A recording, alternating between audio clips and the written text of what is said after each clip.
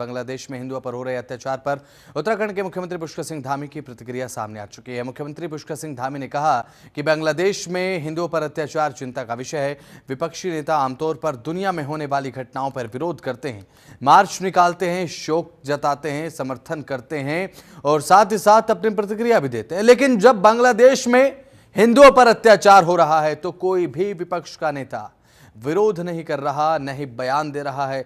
90% बांग्लादेश में प्रताड़ित समुदाय दलित है, यह भी उन्होंने कहा। सुनिए। देखिए, जिस प्रकार के वहाँ के चित्र आ रहे हैं, जिस प्रकार के समाचार आ रहे हैं, बहुत सारे, चूंकि एक प्रश्न मेरे मन में बार बार खड़ा हो रहा था कि देश के अंदर या विदेशों में कोई भी घटना होती है तो कभी कोई कैंडल मार्च निकालते हैं, हमारे प्रतिपक्ष के नेता कभी जो है उनके लिए बयान जारी करते हैं, दुख प्रकट करते हैं, शोक प्रकट करते हैं, समर्थन देते हैं, कभी विरोध करते हैं। लेकिन इतना बड़ा हिंदुओं के साथ बांग्लादेश के अंदर अत्याचार हो रहा है, उनके साथ तमाम प्रकार का अमानवीय व्यवहार वहाँ पर हो रहा है, सड़कों पर वो आ रहे हैं, उनको घरों को छोड़ना पड़ रहा है, एक त्रासदी का सामना करना पड़ रहा है। लेकिन प्रतिपक्ष के एक नेता ने भी अभी तक न कोई बयान जारी किया, न ही कोई जो कैंडल मार्च निकालने वाली टोली है वो टोली भी गायब है। ऐसे समय में चूंकि हर समय जाति पाति में बांटने वाले जो नेता हैं वह भी सामने नहीं आ रहे हैं, और जबकि वहाँ पर एक समुदाय के लोग जिनके साथ उत्पीड़न हो रहा है उसमें 90% लोग केवल दलित समुदाय के लोग। तो धामी मंत्रिमंडल के विस्तार का विषय फिर से राजनीतिक गलियारों में एक चर्चा का विषय बन चुका है। जी हां, उत्तराखंड सरकार में अब कैबिनेट विस्तार पर बीजेपी के उत्तराखंड प्रभारी दुष्यंत गौतम ने कहा कि इस पर लगभग चर्चा हो चुकी है और जब भी उच्च अधिकारी हरी झंडी देंगे तो इसे लागू कर दिया जाएगा। मुख्यमंत्री पुष्कर सिंह धामी के नेतृत्व में सरकार बहुत अच्छे तरीके से चल रही है और साथ ही आपने देखा ही होगा कि किस तरीके से वहां पर सरकार लगातार प्राकृतिक आपदाओं से निपटने के लिए राहत बचाव कार्य चला रही है, लगातार इसमें प्रयास कर रही है। सरकार ने अब ऐसे में हताहतों की संख्या कम करने के लिए बहुत अच्छा प्रयास भी किया। ये तमाम बातें उन्होंने कही, सुनवाते हैं। तकरीबन चर्चा उस पर हो चुकी है और जब भी हरी झंडी ऊपर वालों की मिलेगी, ऊपर वालों के बैठकर जो भी वो निर्णय करेंगे उसको लागू किया जाएगा।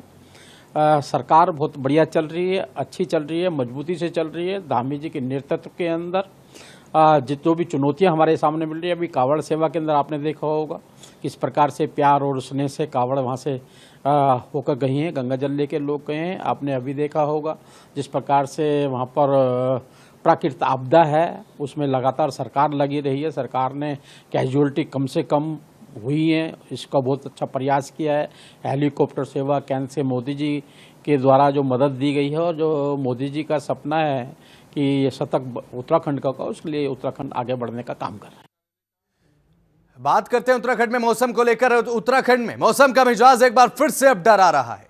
भारी बारिश के कारण जनजीवन पूरी तरीके से प्रभावित हो चुका है। हालात ये हैं कि हर तरफ पहाड़ खिसक रहे हैं, इससे लोगों में दहशत का माहौल बना हुआ है। अगले 24 घंटे के लिए मौसम विभाग ने कई जिलों में भारी बारिश का अलर्ट जारी कर दिया और साथ ही साथ लोगों को सतर्क रहने की अपील अब यहां पर की गई है। प्रशासन की तरफ से लोगों को लगातार सचेत किया जा रहा है। देखिए रिपोर्ट।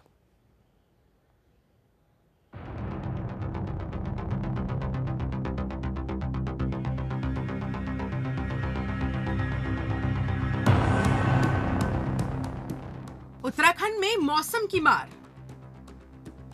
नदियों में उफान, सड़कों पर सैलाब, कहीं जलभराव तो कहीं लैंडस्लाइड। उत्तराखंड में मौसम का मिजाज एक बार फिर से डरा रहा है। पहाड़ों पर हालात बेहद गंभीर बने हुए हैं। हर जगह से भूस्खलन की खबरें सामने आ रही है। कई जगहों पर हालात डराने वाले हैं। एक बार फिर से उत्तराखंड मौसम विभाग ने प्रदेश के 6 जिलों में भारी बारिश का अलर्ट जारी किया। राज्य के 6 जिलों में रुक रुक कर बारिश होगी। उधर प्रदेश के बाकी जिलों में कुछ समय के लिए आसमान में बादल छाए रह सकते हैं। लगातार हो रही बारिश प्रदेश के लिए आफत बनती जा रही है। वहीं प्रशासन की ओर से अलर्ट वाले जिलों में अधिकारियों को फोन ऑन रखने का भी निर्देश दिया गया। कहां-कहां बारिश का अलर्ट? देहरादून, टिहरी, चमोली, नैनीताल, चंपावत, बागेश्वर। प्रदेश के 6 जिलों में से 3 जिले गढ़वाल मंडल के हैं, जबकि 3 जिले कुमायूं मंडल के, जहां पर मौसम विभाग ने येलो अलर्ट जारी किया है। मौसम विभाग की माने तो देहरादून, टिहरी और चमोली जिले में कुछ जगहों पर भारी बारिश हो सकती है। उधर कुमायूं मंडल में भी नैनीताल, चंपावत और बागेश्वर जिला येलो अलर्ट की जोन में रखा गया। यहाँ पर कुछ क्षेत्र में भारी बारिश की संभावना है। इस दौरान इन जिलों में कुछ देर के लिए गरज के साथ आकाशीय बिजली चमकने और बेहद तेज बारिश का दौर भी दिखाई दे सकता है।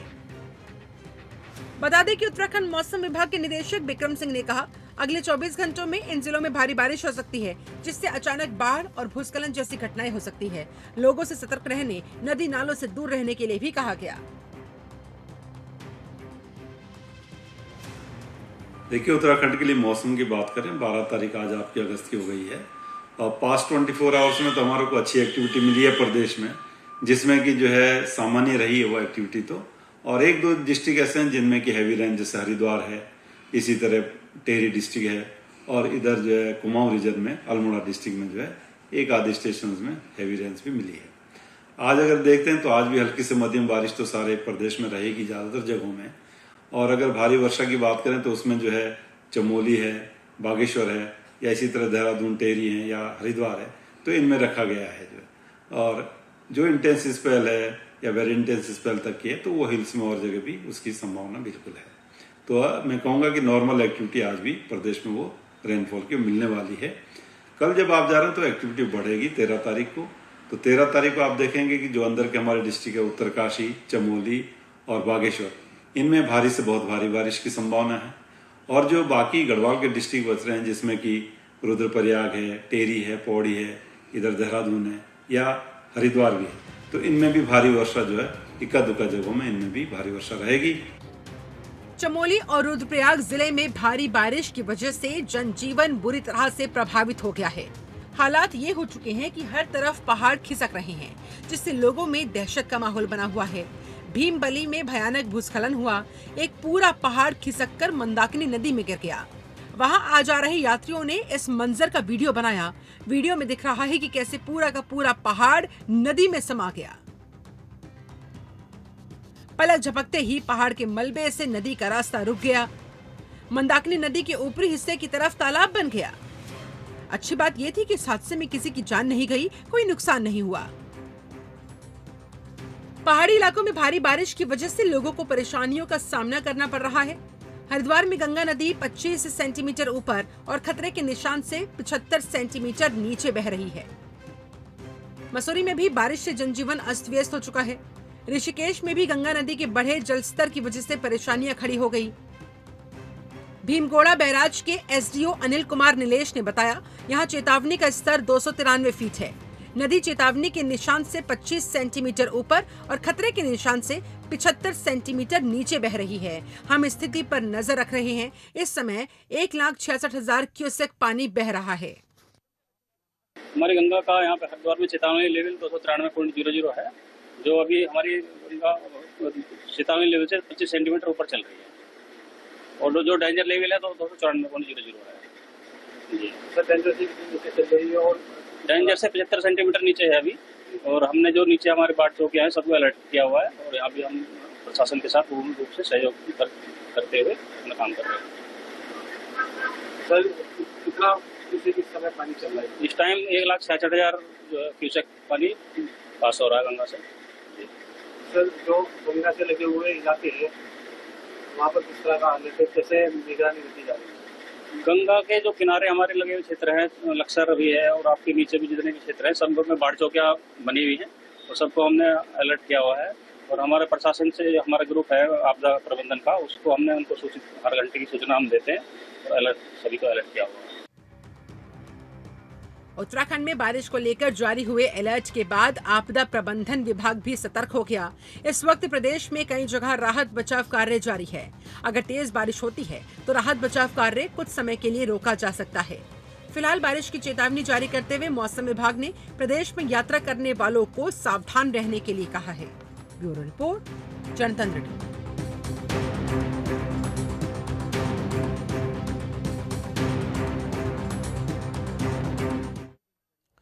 स्वतंत्रता दिवस के उपलक्ष्य में मसूरी खेल एवं सांस्कृतिक समिति और रोटरी क्लब मसूरी की तरफ से केलोग मेमोरियल चर्च लाल टिब्बा मसूरी में रन फॉर नेशन का आयोजन किया गया। इसमें 18 विद्यालयों के 400 बच्चों ने प्रतिभाग किया। इस मौके पर छात्र छात्राओं ने प्रतियोगिताओं में बढ़ चढ़कर भाग लिया, अपनी भागीदारिता सुनिश्चित कराई और उसके बाद रन फॉर नेशन में अपनी भागीदारिता अच्छे तरीके से निभाते नजर आए। इस मौके पर आईटीबीपी के सेवानिवृत्त आईजी और रोटरी क्लब के अध्यक्ष मनोरंजन त्रिपाठी ने ये बताया है कि हर साल की तरह अब यहाँ भी एमएससीए और साथ ही साथ रोटरी क्लब के जरिए यहाँ पर 12वीं आयोजन किया गया। इसमें हिंदी और अंग्रेजी माध्यमों के विद्यालयों के बच्चे प्रतिभाग कर रहे हैं। उन्होंने ये भी जानकारी देते हुए बताया कि प्रतियोगिता अब कई भागों में बांटी गई है और प्रतिभागियों में गज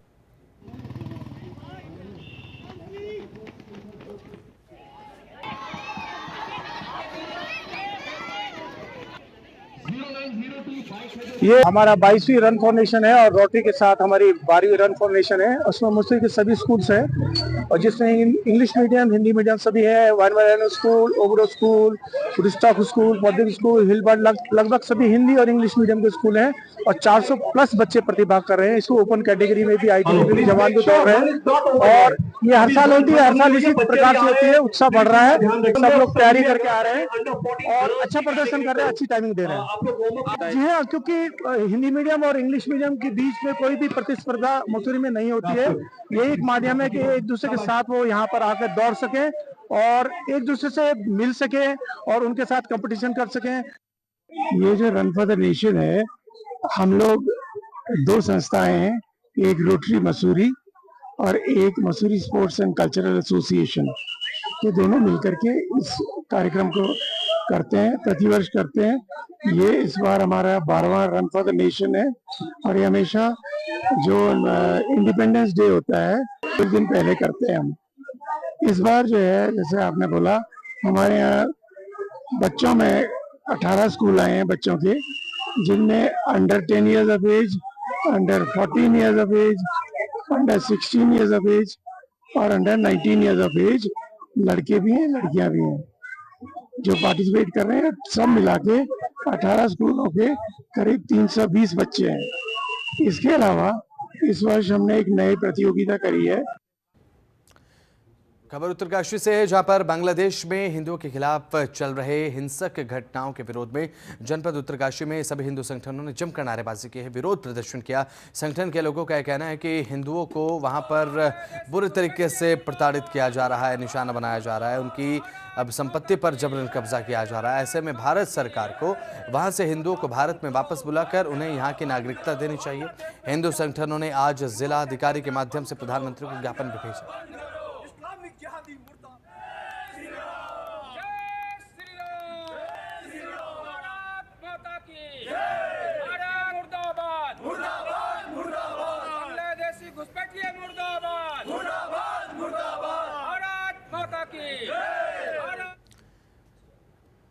तो वहीं रुड़की के ढंढेरा फाटक बीईजी आर्मी एरिया के आसपास एक संदिग्ध व्यक्ति को पुलिस ने अब गिरफ्तार कर लिया और साथ ही आपको बता दें कि आरोपी अवैध रूप से भारत में रह रहा था और 3 महीने पहले बॉर्डर पार कर देश में वो घुसा था। आपको बता दें कि आईआईटी रुड़की के सुरक्षा अधिकारी देवाशीष भौमिक की मदद से पूछताछ के दौरान व्यक्ति ने अपना नाम रहमल बताया है और साथ ही साथ जो कि बांग्लादेश के हकीमपुर पाबना राजशाही का निवासी है। अब ऐसे में रहीमुल ने यह भी जानकारी दी है कि वह 3 महीने पहले भारत के पैसे के चलते यहाँ पर आया था और उसका उद्देश्य भारत में रहकर केवल और केवल पैसे कमाना है, रोजगार पाना है। इसी उद्देश्य से वो चोरी छिपे यहाँ पर आया और देश में कई स्थानों पर घूम चुका है। पुलिस ने अब रहीमुल को हिरासत में लेकर विभिन्न जांच एजेंसियों से भी पूछताछ करवाई है।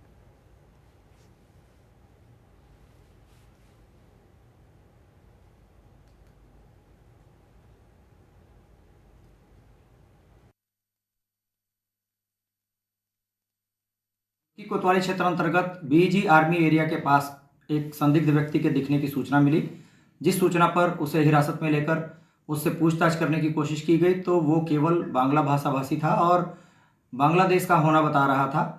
इस संबंध में आईआईटी रुड़की से एक बांग्ला भाषी व्यक्ति को बुलाया गया, जिसके द्वारा पूछताछ की गई तो ये ज्ञात हुआ कि उक्त व्यक्ति बैनापुर बॉर्डर चोरी से पार करके बांग्लादेश से भारत में प्रवेश किया था और विगत 2-3 माह से उसके द्वारा भारत के विभिन्न हिस्सों में भ्रमण किया गया है। अब वो कलियर में उर्स मेला होने की जानकारी प्राप्त कर यहाँ आया था और रुड़की में आर्मी एरिया के आसपास कहीं रहने के लिए ठिकाना ढूंढ रहा था। इस संबंध में जब उससे पासपोर्ट, आईडी और अन्य दस्तावेज तलब किए गए तो वो नहीं दिखा पाया। इस पर उसे 14 विदेशी अधिनियम, धारा 3 पासपोर्ट एंट्री इनटू इंडिया अधिनियम और धारा 12 पासपोर्ट अधिनियम के तहत अभियोग पंजीकृत करते हुए गिरफ्तार किया गया है और उधर अन्य वैधानिक कार्रवाई अमल में लाई जा रही है।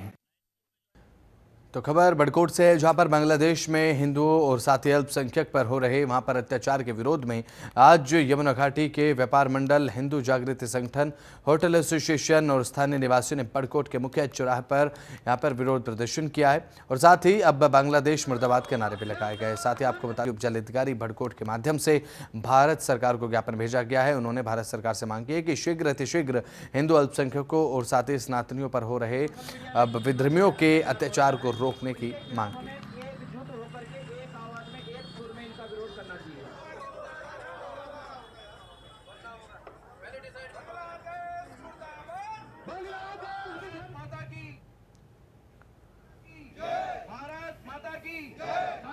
जैसा कि आप सभी जानते हैं कि बांग्लादेश में हमारे सनातनी, हमारे हिंदू भाइयों पर जो अत्याचार हो रहा है, भारत के अगर कोई हिंदू भाई अगर किसी इनके गैर समुदाय पर अगर एक टिप्पणी करता है, खाली टिप्पणी कर दे तो कत्लेआम हो जाते हैं, फिर भी हमारे हिंदू भाई चुप रहते हैं और वहां पर हमारे हिंदू भाइयों का कत्ल हो रहा है। ये सब लोग ड्रामा देख रहे हैं, सब लोग खून देख रहे हैं, कत्लेआम देख रहे हैं, फिर भी हमारे हिंदू, हमारे सनातनी मूक बने हुए हैं। ऐसा नहीं चलेगा, इसीलिए सबको जागना होगा। ये प्रत्येक नागरिक की खुद की स्वयं की जिम्मेवारी है, अपने आप को बचाना, अपने बच्चों को बचाना। इसीलिए अब अभी नहीं तो कभी नहीं, अभी जागना पड़ेगा। और हमारे प्रधानमंत्री माननीय मोदी जी, थोड़ा सा सपोर्ट इन लोगों का क्या मिला है कि इसीलिए हमें मोदी जी का भी समर्थन करना होगा सभी राष्ट्र प्रेमियों को।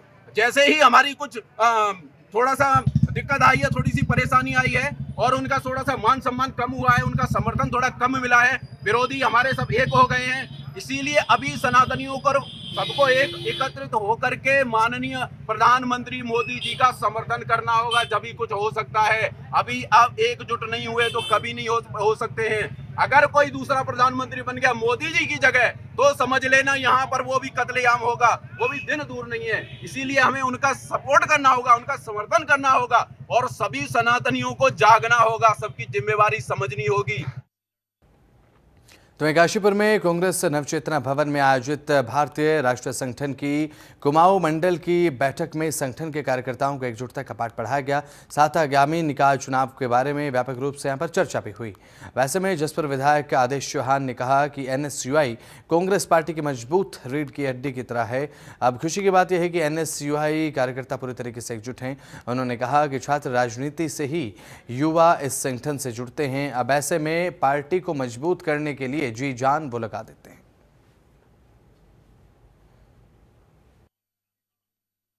कांग्रेस पार्टी की पहली सीडी एनएसयूआई जो कॉलेजों से शुरू होती है और उसमें क्योंकि प्रदेश कार्यकारिणी की बैठक है युवाओं की, तो उनको संदेश देना चाहते हैं, एक तो एकता का और मजबूती का, क्योंकि पहली सीढ़ी है। पढ़ाई के साथ राजनीति भी आप करेंगे तो हमारा देश मजबूत होगा। तो यही संदेश हम देने का प्रयास करेंगे।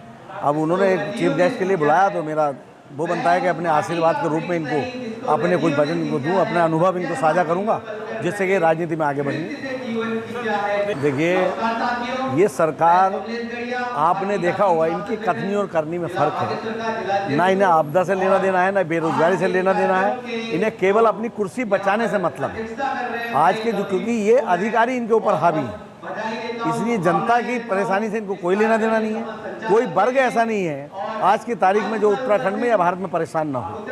लेकिन आपदा के लिए जो, देखिए, आपदा आ सकती है, उसको कोई रोक नहीं सकता।